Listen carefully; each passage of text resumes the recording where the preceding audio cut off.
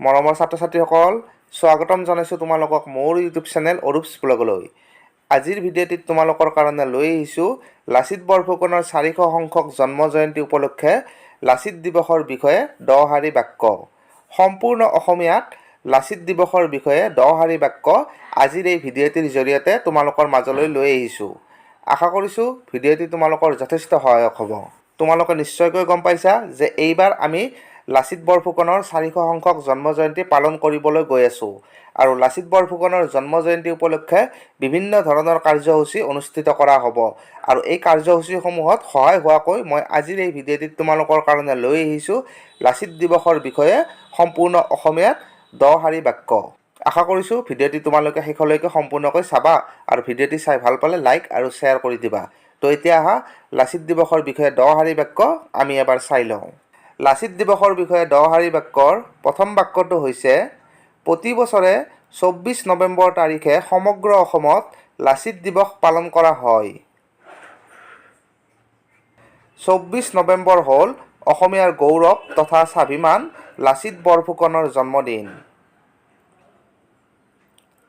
লাচিত বৰফুকন আছিল অসমৰ এগৰাকী মহান বীৰ তথা পৰাক্ৰমী যোদ্ধা। তাৰ পিছৰ বাক্যটো হৈছে মহাবীৰ লাচিত বৰফুকনৰ 1622 চনৰ 24 নৱেম্বৰ তাৰিখে শিৱসাগৰত জন্ম হৈছিল। 2022 চনৰ 24 নৱেম্বৰত লাচিত বৰফুকনৰ 400 বছৰীয়া জন্ম জয়ন্তী পালন কৰা হ'ব। লাচিত দিৱস প্ৰতিগৰাকী অসমীয়াৰ এটা গৌৰৱৰ দিন।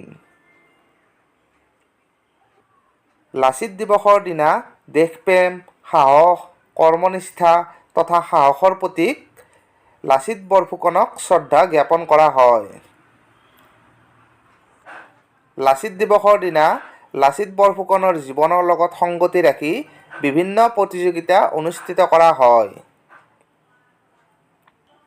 লাচিত দিৱসৰ দিনাখন গোটেই অসমতে চৰকাৰী কাৰ্যালয়সমূহ বন্ধ ৰখা হয়।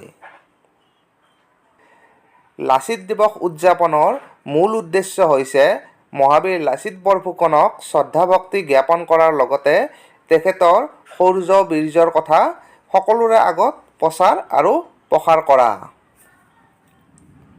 তো ছাত্ৰ-ছাত্ৰীসকল, আজিৰ ভিডিঅ'টিত মই তোমালোকৰ কাৰণে লৈ আহিলোঁ লাচিত দিৱস উপলক্ষে লাচিত দিৱসৰ বিষয়ে 10 শাৰী বাক্য। আশা কৰিছোঁ এই ভিডিঅ'টি তোমালোকৰ কাৰণে যথেষ্ট সহায়ক হ'ব। ভিডিঅ'টি শেষলৈকে চোৱাৰ বাবে ধন্যবাদ আৰু যদি ভিডিঅ'টি চাই ভাল পাইছা তেনেহ'লে লাইক কৰি দিবা আৰু লগতে তোমালোকৰ বন্ধুবৰ্গৰ লগত শ্বেয়াৰ কৰি দিবা। ধন্যবাদ।